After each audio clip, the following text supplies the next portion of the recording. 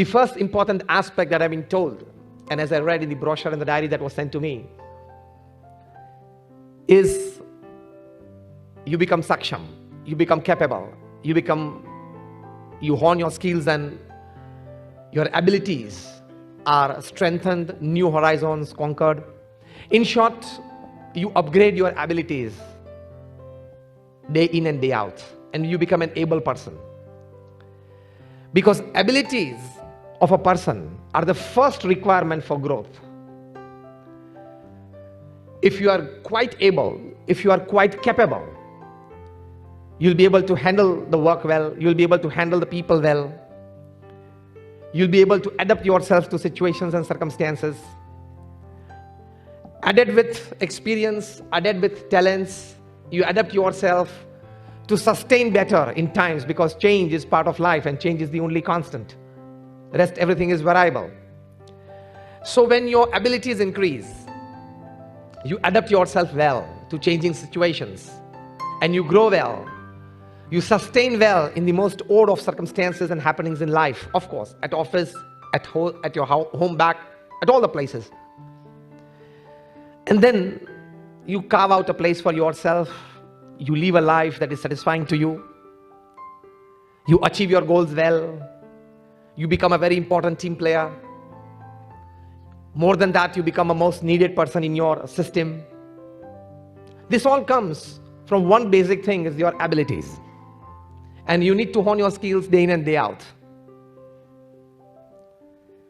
Because the most important aspect in a human being is the ability to grow.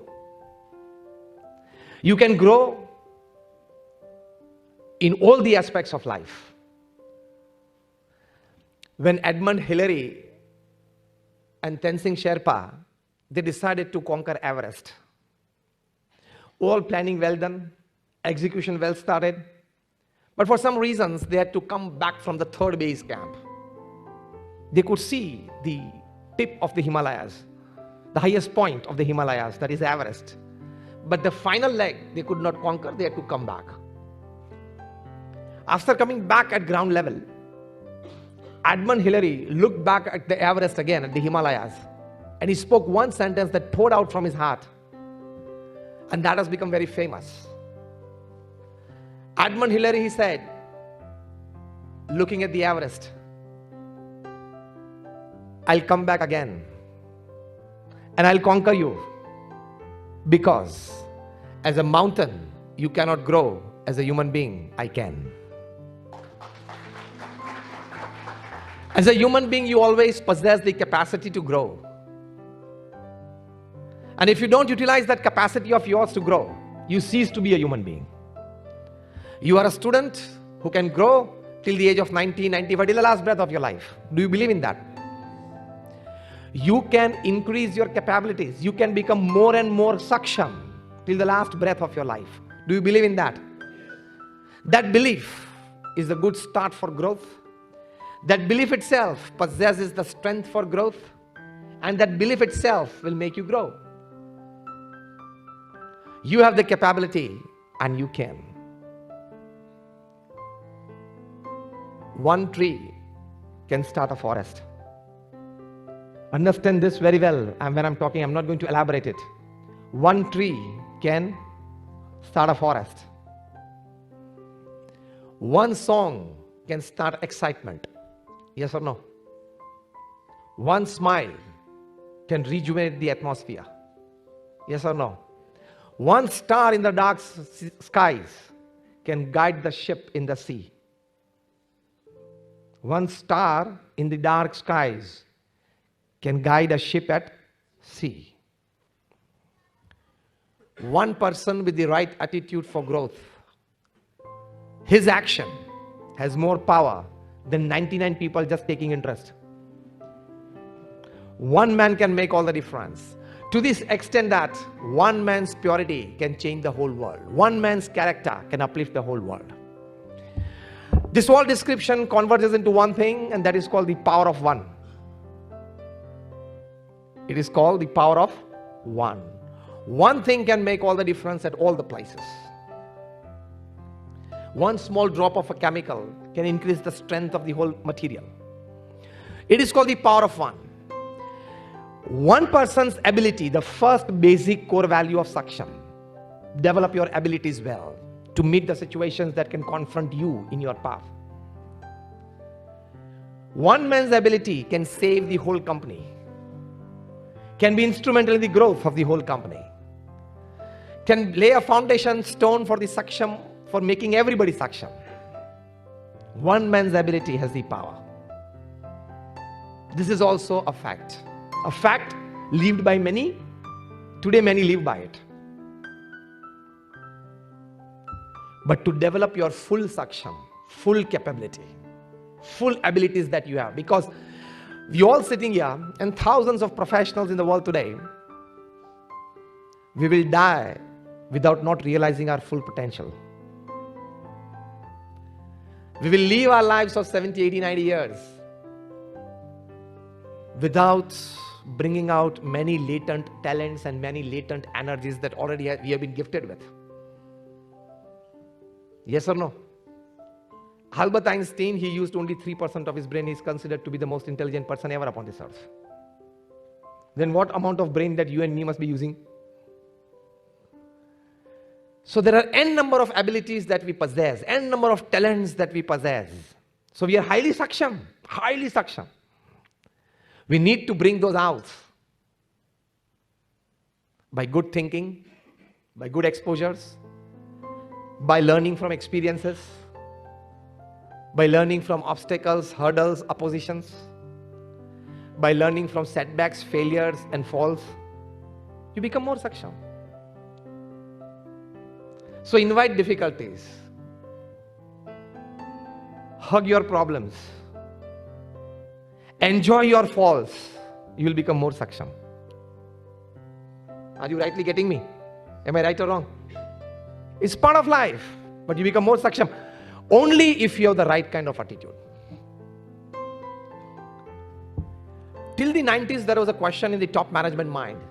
Why some people with the best of abilities, with the best of resources available, still they succeed less or sometimes fail?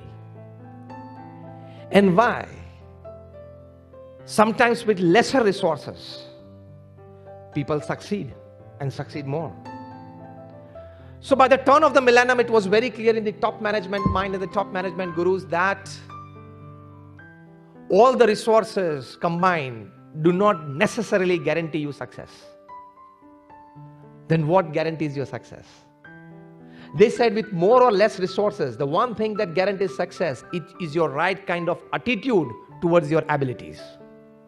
The first principle of Saksham we are talking of. Ability. Your attitude towards it. I can do it. I can make it happen. That attitude towards your abilities, that faith in your abilities will make you grow, will make you succeed.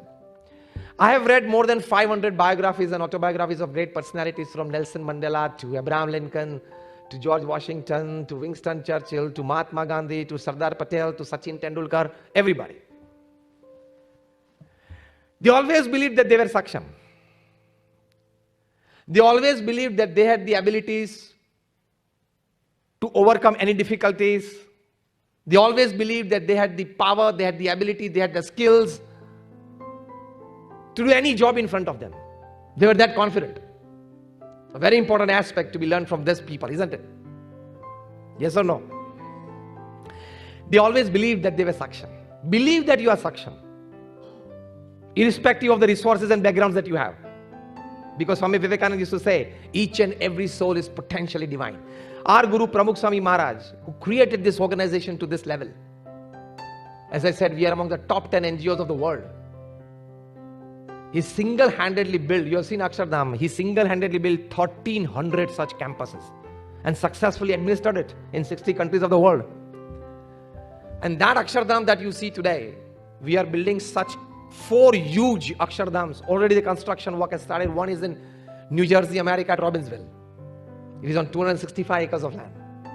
Second is in Abu Dhabi. Third is in Johannesburg, South Africa. And fourth is in Sydney, Australia. All projects coming up as huge as Akshardham. And you are all involved with logistics. I tell you one logistics that at present our organization is going through. Granite, marble and stone comes from Italy and Greece to Kandla in Gujarat. From there it is road transported to Pinwada in Rajasthan.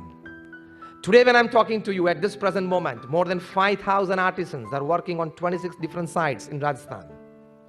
Again, the carved stone from Rajasthan is road transported back to Kandla, the free trade zone in Gujarat. From there, it is shipped to US.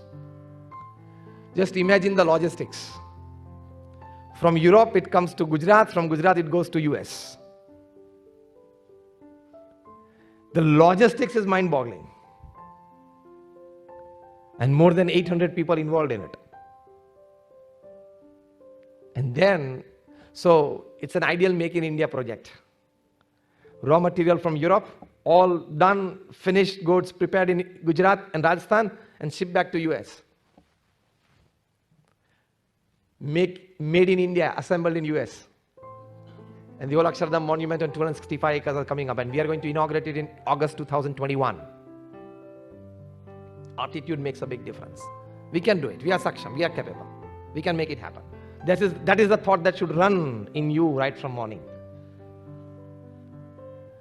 So this was the concept in the 90s and the turn of the millennium in the management gurus' minds, from Jim Collins to Stephen Covey to Anthony Robbins, everybody. And so Jeff Keller writes the book, which became very famous, which topped the list in the New York Times list for 64 weeks, which itself is a world record. And the title of the book is, I think, every professional, all of you, if you have a piece of paper and pen, you must definitely write it down. You must read this book. And the title of the book is Attitude is Everything. With lesser or more resources, still you can succeed, is what this book teaches and preaches you, and what this book makes you believe. Attitude is everything. अभिगम, हम हिंदी में उसको बोलते हैं अभिगम. अभिगम ही सर्वस्व है. Attitude makes all the difference. So developing your abilities, making yourself more saksham, your attitude will play the principal role. Apart from your skills, apart from your know-hows, apart from your academics, apart from your talents, apart from your experiences, apart from your support systems, apart from your platforms, apart from your back systems. This plays a major role. Another aspect of developing your abilities is the time-consuming activities of your life which does not add on to your abilities. You must restrict it. Just about a few days back, India's top badminton coach, Gopi Chand, he was one time All England champ. He was interviewed in Hyderabad. I just got the print of that interview published by one of the newspapers just a couple of days back. Wonderful interview with Gopi Chand. And he is the person who guided two girls to the top, PV Sidhu and Saina Nehwal, to the world stage, to the Olympic stage, to international champions. He said in one of his in the interview, answering one of the questions, and everybody were amazed. He said, I took away the mobile from both the girls, PV Sidhu and Saina Nehwal, 8 months before the Olympics. I didn't want them at all to focus on any aspect of life other than the Olympic gold. And both the students of Gopi Chand, both the girls, they respected the coach's decision, they accepted it well. They went 8 months without the mobile phone. Imagine just 8 minutes in your life without the mobile. Wherever we are sitting, wherever we are, whatever we are doing, 8 minutes is too much. I tell you, every third minute, if you don't touch your mobile, you get discharged.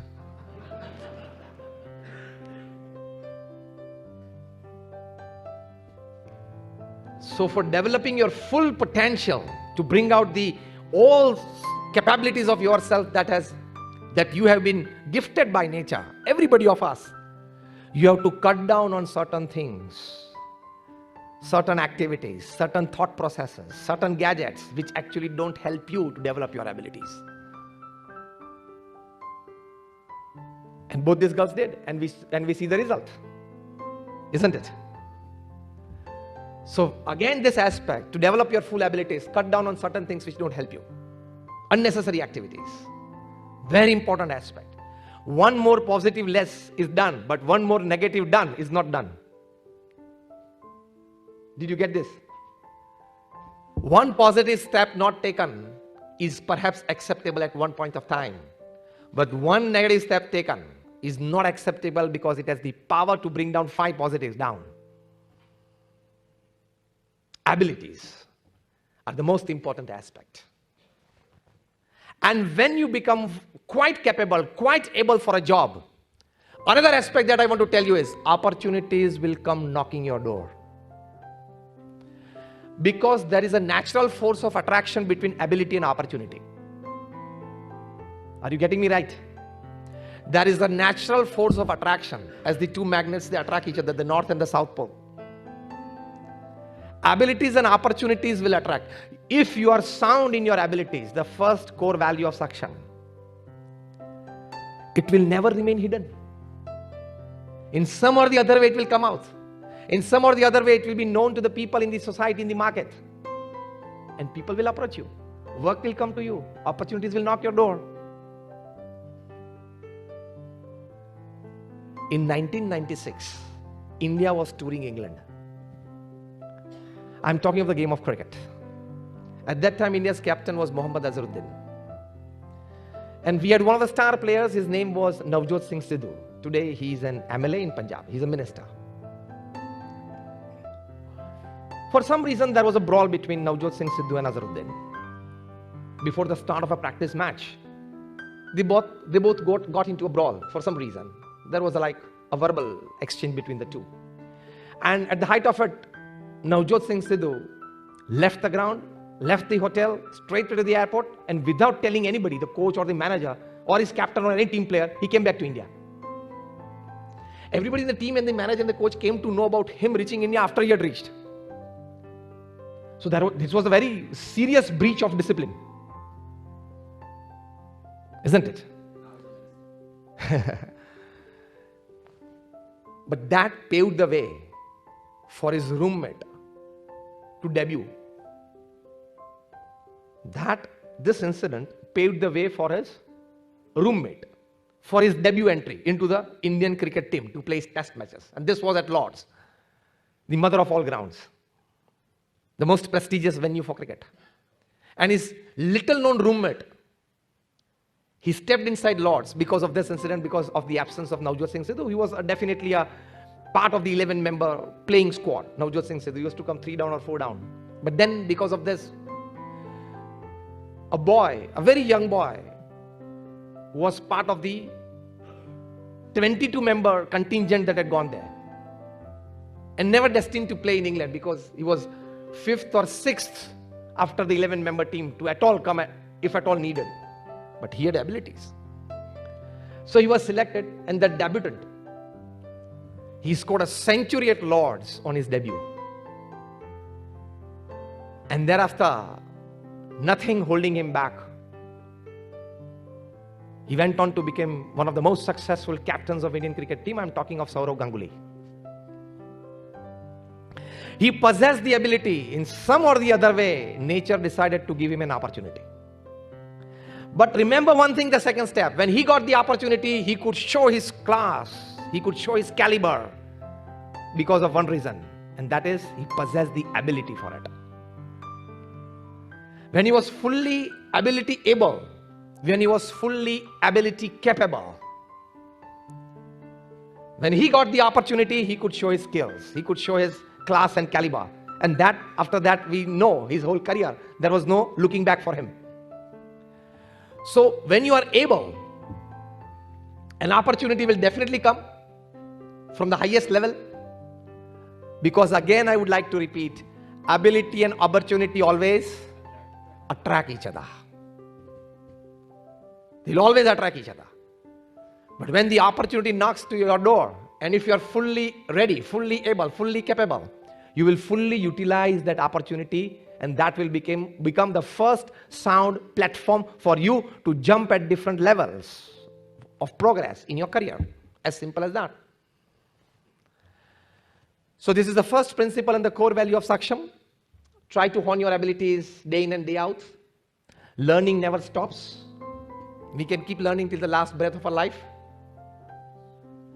Recently, just about a few months back, a lady at the age of 93, she became a diploma engineer. She always had a dream to become an engineer, but she could not for some reason. But then at the age of 90, she felt that let's go for engineering. She didn't want to do a job of engineering, but it was a dream to become an engineer. For some reason, she could not. In her young days, she had a wonderful career in the commerce field. But that small dream, she fulfilled at the age of 93. So you can always develop your abilities, your capabilities, your skills in the last breath of your life. First part is that. Second part is, if you're quite able,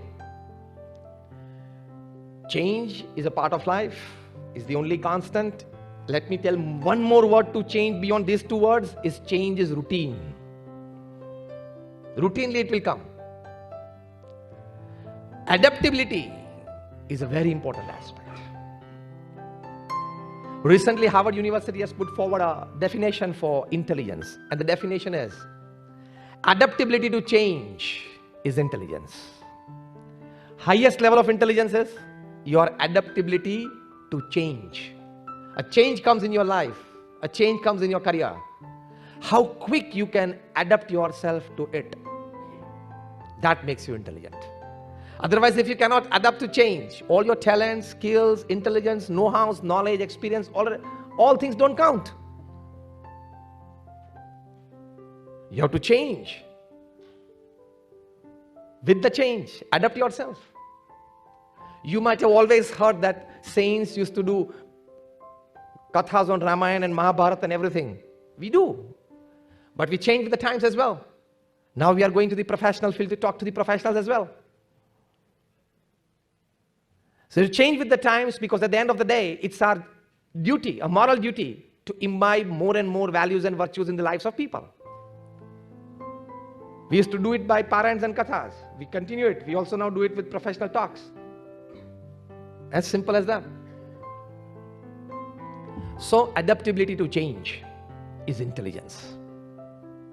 This is a Harvard University definition. How many of you have read Stephen Covey's 7 Habits of Highly Effective People? Just raise your hands. About 3 of you.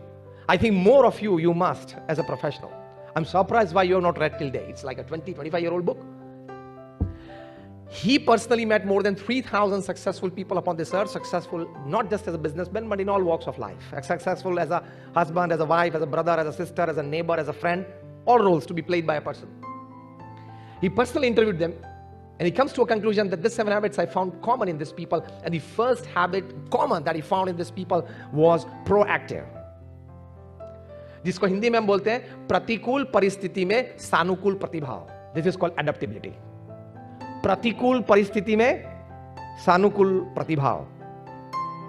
That is in the circumstances that or situations that are not comfortable, that you are not comfortable with them. You produce out a response that is comfortable to your team, to the circumstances, to the happenings. Proactive is the word, first habit that they had. Proactivity means adaptability. In the negative happenings, you give a positive response. That is called proactive. And that is the best adaptability. Because that response comes out of certain core values that you have decided to live with in your life. One small example, that whoever even gives me a cuss word, throws it at me, I will always respond it with a smile. For example, if you have decided this in your life, I will never say a cuss word, but anybody throwing it at me, I'll respond it with a good smile. Now this is called proactivity. This is a good adaptability. From that to many things. Adaptability with situations, with circumstances. Our Guru Pramukh Swami Maharaj, he was once in New York, and the room in which he was sitting was quite small, because the construction was of the 70s. And somebody told him the room is very small. Pramukh Swami Maharaj responded, small rooms are good, less power is utilized.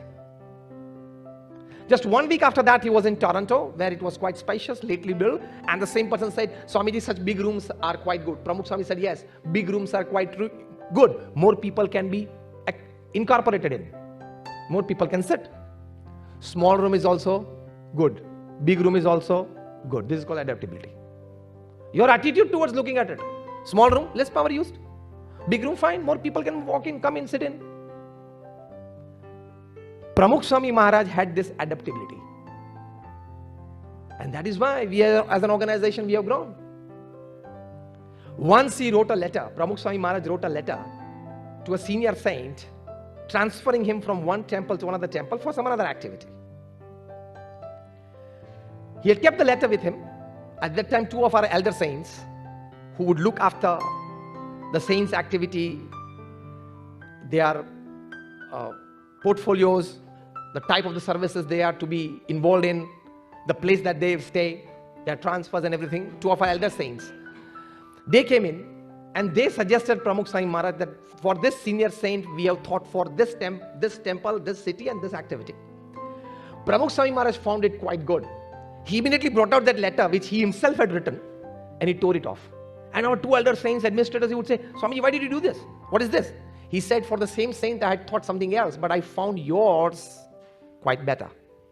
This is called adaptability with your team, with your subordinates, with your colleagues.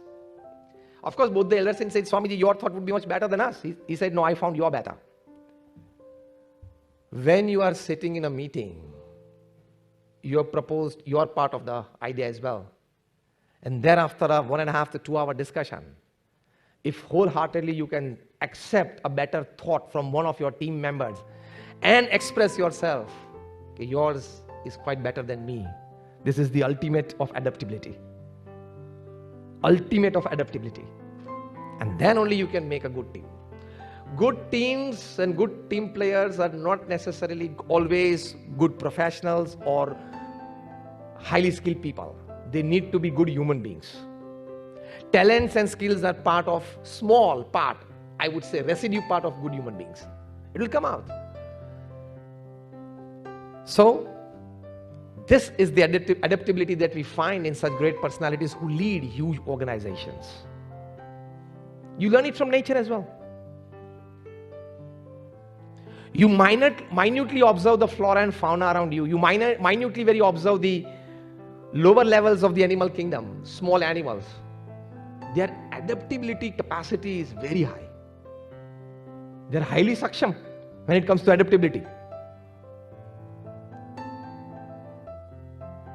How many of you have seen sunflowers on the tree, on the plant? Sunflower plants? Just raise your hands full. Quite many of you. You know, sunflower, it chases the sun. From the morning rise to the evening set. It always moves looking towards the sun. In short, it chases the light. What happens on cloudy days? What happens on rainy days when there is no sun or lesser sun? Or what happens at dark? Have you seen the sunflowers during the dark or when there is less sun, or that means cloudy or rainy? In which position they are? Tell me if somebody has seen. Looking down towards the earth, looking, okay, everybody is making this kind of symbol, isn't it? Action. You are wrong. Look at it again. When there is lesser sun, no cloud, no rain, or the dark, sunflowers will face each other, not look towards the ground. Dekhna. You know why? When the two sunflowers, they face each other, scientists for years have experimented on this. They exchange each other's energy so that every sunflower lives for tomorrow morning's sunrise. A very good example from nature when it comes to adaptability. They exchange energies. A typical sunflower has, for example, sunflower A has lesser energy to pass the whole night. Then sunflower B will give some part of his energy. They exchange energies. That is light that they have stored during the day from the sun. So when the times are not good, when situations don't favor you, when there are some oppositions that you can less handle, a good adaptability among team members will make everybody survive for the next sunrise, for the next good opportunity. So making yourself Saksham part 2, that is adaptable, is the most important virtue that you can develop to, in the present times, to carry your work forward, to carry your life forward. Most important aspect. Because people who change after the change will survive. People who don't change even after the change will die. But people who change with the change will prosper. But one step ahead, people who change before the change will lead. Got it? People who change before the change will lead. That is adaptability to change. You foresee the change coming. The moment you become capable, saksham, of foreseeing a change in your profession or life, and you change yourself before the change comes to you, to adapt yourself to the new change, you will lead. If not to that level, if you foresee the change and even change with the change, not before the change, but with the change, even then you will sustain and prosper. But if you are procrastinate enough, lazy enough to change yourself after the change, at least you will survive, because you have accepted change. And drastic thing is, if you don't change even after the change, you will die. And many of them have died. Many companies have died. A big case of Nokia, very popular on the social media, and you might have learned it well, so I'm not elaborating it. Refused to accept the Android OS, and it died. Now it is coming back with the Android platform. You have to change. Adaptability to change is intelligence. You know one good adaptability. Swami Maharaj wanted to build a mandir in London to showcase Hindu tradition, Indian culture and everything to the people in the West. Today that mandir stands in Nisdam. 1995 we inaugurated it. And Reader's Digest has written for that mandir that it is the 8th wonder of the world. So far it is for 3 times in the Guinness Book of World Records, the BAPS Swaminarayan Mandir in London, in Nisdan. You can see on our website, baps.org. Masterpiece. 28,000 carved pieces were sent from India. Again, the stone, marble, everything came from Europe. Shipped to India, road transported to Rajasthan, back and sent to London. This I'm talking of the year 92, 93, 94. About 25 years back. Imagine the logistics then. And all successfully done. Not a single piece out of this 28,000 carved ones was damaged. Now I'm giving you a good target of logistics. We achieved the Sigma 6 at that time. Sigma 6 did not exist at that time. We taught what is Sigma 6. Not a single piece of 28,000 carved pieces, from the smallest, which was half an inch, to the largest, which was 50 by 50 feet. 28,000 carved pieces. From Rajasthan to Kandla, these pieces were road transported and then in containers sent to London. And then they were stuck to build a whole monument. And we completed the whole project in 26 months. Now see the adaptability. I'm going to come to that point now. Swami Maharaj said, we want to build a full-fledged gym in the campus of the mandir. Now this was altogether out of everybody's mind. Why a gym? I'm talking of the concept of Swami Maharaj 25 years back. At that time, his age was 75. A 75-year-old Indian sadhu talking of a full-fledged gym in the mandir campus. And Swami Maharaj was asked by our trustees, Swamiji, why a gym? We need a good auditorium for happenings. Swami Maharaj said, today's youth, if they will come for gym at this place, someday they will climb the stairs and go for darshan and go in the aarti. To bring them to the mandir, let's have a gym as well. And today we found, after 25 years, highly successful idea. Because the newcomers would see that to have a full-fledged gym in the year 1995, even in London, it was something new. The gym concept in India started in the last 10-15 years. To have full-fledged gyms and each and every nook and corner of the city, and people really aware of it and utilizing it. It all started in the last decade. I'm talking of 25 years back. At that time, probably there was not a gym of this class in the whole city of London. And we did it in Mandir campus. And its size, you are sitting in this hall today, that campus of ours in London, residing this gym, just the gym area is 5 times this hall. In the center of London, Pramukh Swami Maharaj devoted so much space to gym.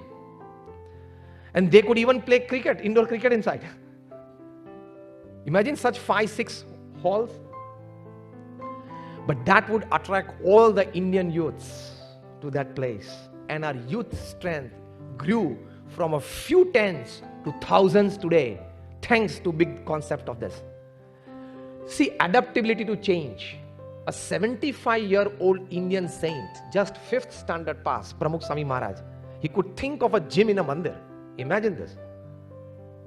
Because he could adapt himself to the new generation. How to be with them.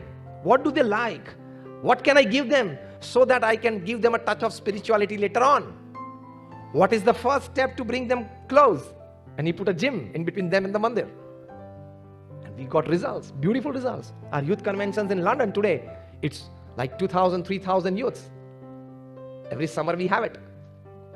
This is called adaptability with the situation, with the norms, with the times, with the people of those times, with the generations of those times, and then you grow. We grew in London because of this concept, especially amongst the youth. So adaptability to change is intelligence, and your good adaptability for change can bring you good results. How many of you have seen the video of the US Marines being trained? None of you, I think you must download it from somewhere and show it. Worth the video to be shown on this Saksham platform today. The US Marines being trained. The amount of adaptability that they are taught, unimaginable. For a week, they are from a chopper landed in the midst of a dense forest. Only one thing they are given in their hand is a small knife. No food, no water, no second piece of cloth. Now survive for 1 week.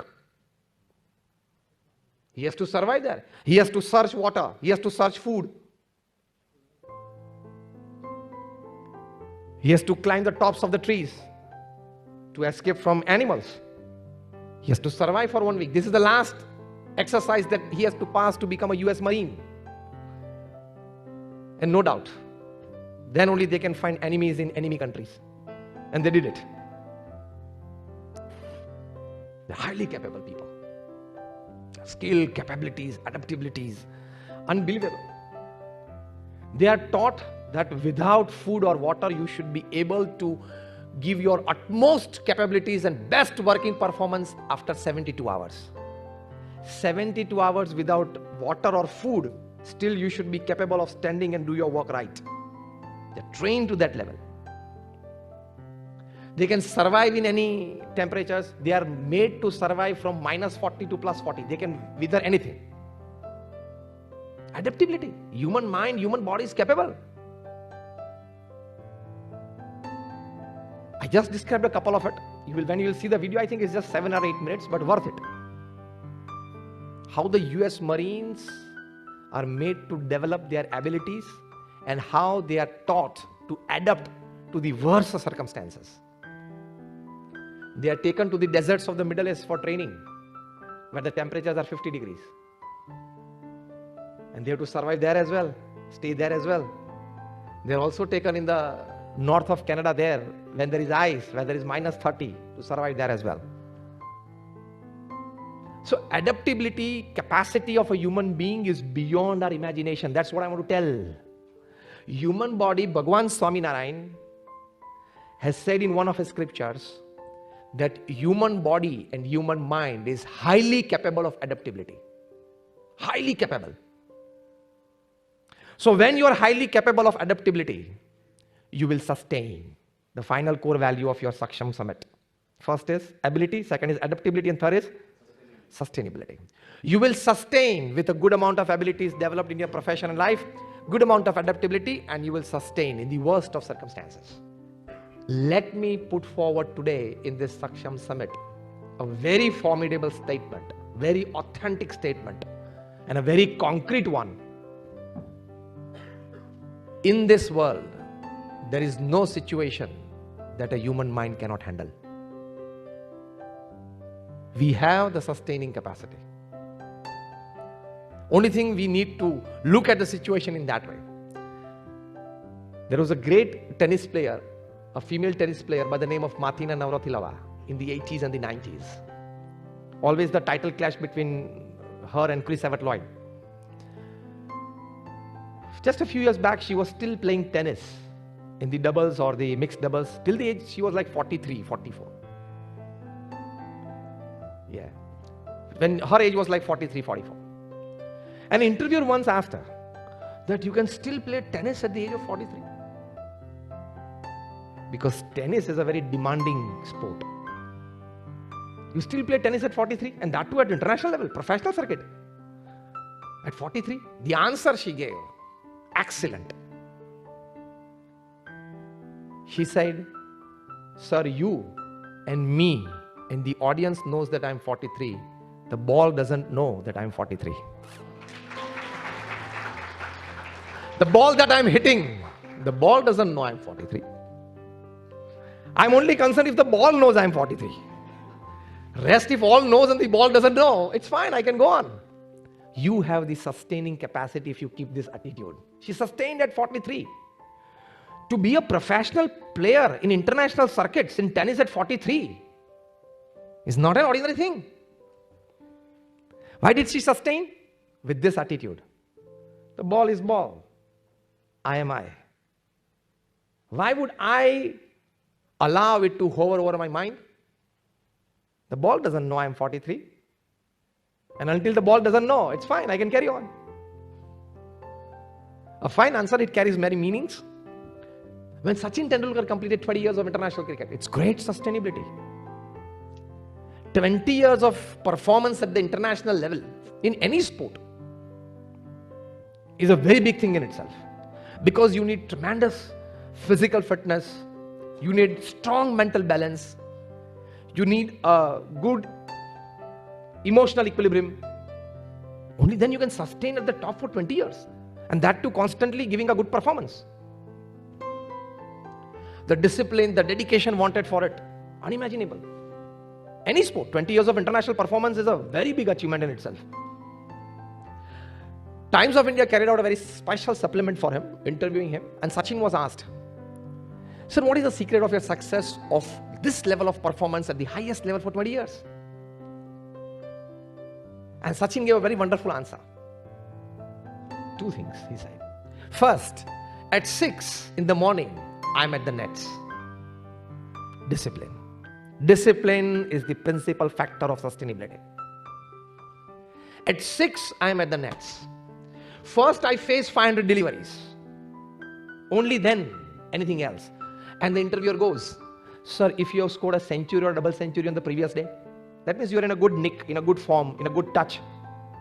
Sachin goes, even if I have done a double century on the previous day, I'm still not out at, that is even when I'm still at the crease. Next day morning 6, I'm at the nets. Sunil Gavaskar, when he was asked the secret of his success, again a great batsman, the first batsman to complete 10,000 runs in Test cricket. He was asked, what is the secret of his success? At that time, the 3D imaging was very popular, so he said 3D. And then people said, what do you mean by 3D? He says, discipline, dedication, and determination. This is sustainability. Your discipline, your dedication, and your determination will sustain you for long years in your field. Why does the man at the top today in the country, working 18 hours a day at the age of 69, how can he? And he did not fall sick for even 1 minute in the last 5 years. He did not fall sick for even 1 minute in 5 years at the age of 69. And every day you would read in the newspapers, he's appearing somewhere in India. What a traveling. And everywhere he goes, he's a responsible person. He's constantly under the glare of cameras. Whatever he speaks, it carries too much weightage. Anybody, any head of the state I'm talking. Because it's a very responsible position. One word wrong out of his mouth can create ripples. Such a responsible thing, and he has not made a public mistake in 5 years. Why? 3D. Discipline, dedication, and determination. This is how you sustain. This is how you carry on. Sachin Tendulkar said the second thing. He said, I not only play cricket, I drink cricket, I eat cricket, I sleep cricket, I dream cricket, I wake up cricket, I walk cricket, I talk cricket. It's cricket, cricket, cricket 24/7. So a small part of your mind, if it is constantly engaged and focused, other part of the mind you can adapt to different situations. Like you are at a party, enjoy the party. You are with your elders and parents, find a good time sitting with them. All these things happen. One small part of your brain should be constantly focused on what you want to be in life. Anywhere, anytime. That will make you a good sustenance element. One small part of the brain should be absolutely dedicated to your goals. All the times. Even when you are at a party and enjoying, one small part of the brain should be constantly aware that what my goal is. Even we are watching a T20 international final, World Cup final, one small part of the brain should be engaged in, my job is actually to become the CEO here. Fine, okay. Watch the match. After 10 minutes, fine, he's batting well. My job is CEO. After 10 minutes, oh my God, it's a wonderful ball. He uprooted the middle stump. Okay, but I want to be a CEO. Small part of the brain, constantly engaged and focused towards your ultimate goal and achievement that you want in your life, that will become the principal source of energy for your sustenance. These are some of the very crucial, typical and underlying less in current touch points that I'm giving you. So this is how people have survived. Great people have, these people I named this, they've gone all through the thicks and thins of life. I talked of Martin and Navratila, I talked of Sachin Tendulkar, anybody. They have gone through different phases in life, like everybody of us go. But 3D is the sustenance. And the practical part of 3D is a small part of your brain constantly focused. We know the superstar Amitabh Bachchan, he passed through very tough phase in the late 80s and early 90s.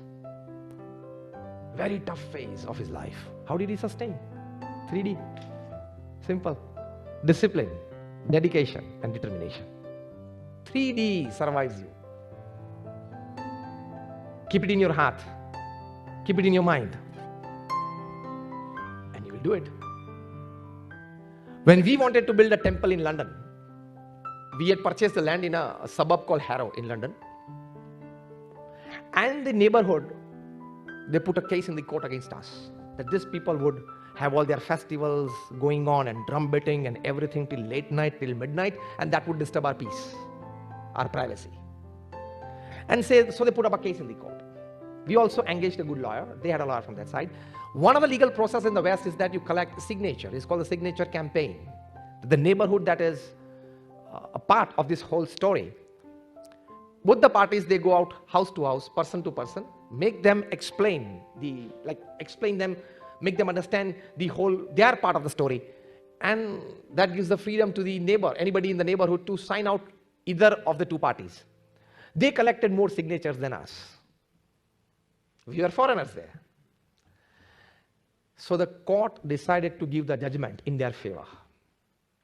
Pramukh Swami Maharaj was here in Gujarat. He got a call from our chairman of trustees that Swamiji, we have lost the case and we will not be able to build there. Now this was a severe setback, a heartbreaking news. How did Pramukh Swami respond? See such great personalities, great doers, great performers, extraordinary people upon this earth. How do they respond to such setbacks, such failures, such falls in life? Pramukh Swami's first words, we accept God's wish. See, he stabilized himself. Second thing was important to sustenance. He said, we have put in all our resources and all our know-hows. Now results, final, whatever, we accept it. This is a very important thought for sustenance. You don't repent if you have put all your resources for the success. You will repent only if you have not put all your resources that were available to you for the success and then you failed. Then you will repent. So the second thought for good sustenance is, did I put all my resources that were available to me for the success of this work? Fine, if you have done it, then don't repent the failure. That is a good aspect for sustenance. That you don't repent failures. And you don't repent failures only if you have put all your energies into it. Third thing Pramukh Swami Maharaj said, that we have decided to build a temple there. We will build it. Start searching for another land. This is called sustenance. When we have decided to do something, we will make it happen at any cost. If one door is closed, we'll open the next door. And if there is no door, we will make a door. That is sustenance. That spirit is sustenance. So the spirit should be this. If the door is closed, I will search for another door.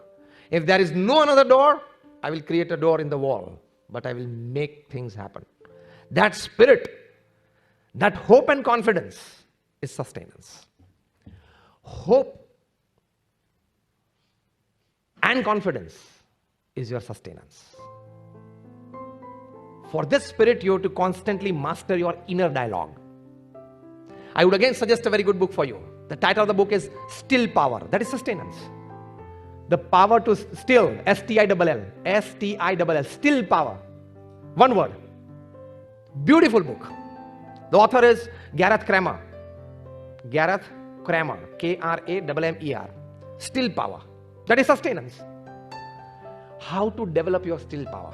Develop your sustenance capability. In this he says, your performance and your sustenance is restricted by the type of the inner dialogue that you have with your own self. Will I be able to do it? Is it my job? This is out of my routine. I don't know whether I'll be able to perform or not. What if I don't do it? All the inner dialogues that happen within you when you are entrusted with a responsibility or given a job decides your sustenance capacity, your still power. He's a sports psychologist, so he psychologically treats sports persons. But that is applicable to life and any profession, not just sports. It is applicable to all professions. In this book, at the end, he gives a wonderful formula. I would definitely suggest all of you write this formula. And if you don't take anything else from this talk, take this formula with you. He gives this formula, performance. Write it down. Performance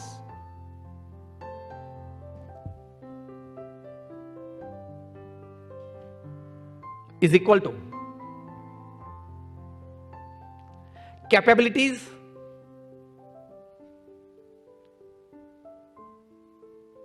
minus internal interference. Performance is equal to capabilities minus internal interference. That is, if you develop the highest spirit, I can make it happen. Sustained. You will sustain. Performance is equal to capabilities minus your internal interference. He uses another good phrase in this book. I loved this book. I read it in the late 90s. One of the good 25 books that I've read. It stands among the top 25 that I ever read. One of the good phrases that he uses in this book and teaches us is, again, I would suggest you write it. Part of it because I love it very much. You have to write it. And more part of it because you will also enjoy and you will also, it's a good helpful to you. Another good phrase that he writes in this book is, stop yourself, write it down. Stop yourself from stopping yourself. Stop yourself from stopping yourself. I want everybody of you to repeat with me. Stop yourself from stopping yourself. Now again repeat with me. I will stop myself from stopping myself. You got it? You will enjoy this phrase. Stop. I will stop myself from stopping myself. You, your inner dialogue, your own thought process are the biggest hurdle for you to perform in the worst of times and sustain yourself. Nobody else. No other factor. As simple as that. And the last thing that I would end my talk with, a very good story that I like. Once a good middle-aged person, must be in his mid-40s, on a fine Saturday evening when he was off from his work, he decided to go and watch a football match in his neighborhood. So he just walked inside. It was an off day, weekend. And he went and took his seat. Besides him was a very young 12-year-old boy, enthusiastic and supporting a team with colors and flags and everything. And he just looked at him. And he said, my little boy, if you don't mind, can you give me the score? Because he was halfway the match. And the boy said, this is my team and the other team, and they are leading us 3-0. He said, the way he was talking, he was not at all discouraged. And the news that he is giving to me, that they are leading us 3-0, was all with enthusiasm. They are leading us 3-0. This is my team, they are their team. Again, he was started flagging and this and that. And the middle-aged person, he got says something energetic. And he said that to the little boy after a couple of minutes, aren't you discouraged that it's almost half time and you are trailing 3-0? Aren't you discouraged? And the little boy said, sir, I have hope, I have confidence. There are team and our managers, they will perform well and we will win, we will overcome the situation. He said, why? And the little boy said, sir, why are you asking me why? Still there is half time to go for the final whistle. Why are you challenging me before the final whistle has blown? Beautiful teaching. Don't decide the outcome of your life before the final whistle has blown. You stand all chances to win. You stand all chances to overcome any situation and win till you don't accept the final whistle. The little boy said, sir, the final whistle is yet to go. And as the happening happened, the match ended with 5-4 in the boys' favor. And they won the match. The gentleman, he says, when I was leaving the stadium, my seat, the little boy looked at me, smiled, waved his hand and said, hi uncle, bye. That means he indirectly told, see how it came out? But that man writes, the author is unknown of this story. He writes back that at night when I was going to bed, the one question that was with that smile and face of that 12-year-old little boy in my memory was, sir, why would I accept the outcome when still the referee is yet to blow the final whistle? He said this was a very big learning for me today. And the second thing the author writes at the end of this story is again a beautiful sentence. I would like you to write this. And the sentence is, see, good sentence for sustainability, huh? Good phrase rather for sustainability. Half time, this is from a soccer match. Right, half time is not full time. You got it? Half time is not full time. Don't accept the results at half time. Anything can change in the second half. Sustain yourself. If you sustain yourself, the second half is yours. If you accept the results of the final outcome in the half time, you are lost, you are gone. Sustenance capability is more sustained with this thought process, with this spirit, that half time is not full time. And anything can happen. Any situation can be overcome. You can sustain yourself till the referee has not blown the final whistle. We all sitting here, we are at half time. When you have a good sustenance capacity, the referee is still yet to blow the whistle. So fine, carry on. As simple as that. When you make a spider fall from a net or a wall, what does it do? And you make it fall again, what does it do? Sustenance capability you learn from a spider. Tremendous sustenance capability. To that extent that it will sit in its web hours and hours and hours to wait for a prey. Sustenance. So we are inspired with it. So your Saksham Summit is these three things. I think I touched upon the principles and core values right.